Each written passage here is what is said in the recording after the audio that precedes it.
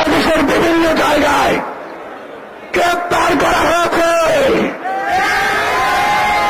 কুমিল্লায় গুলি চালানো হয়েছে।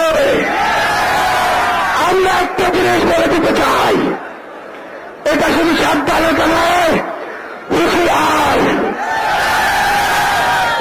শাহবাগে এই ছাত্র জনতার পেলে কেউ যদি স্পর্শ করার চেষ্টা করে, শাহবাগে রক্তদণ্ড বইয়ে যাবে।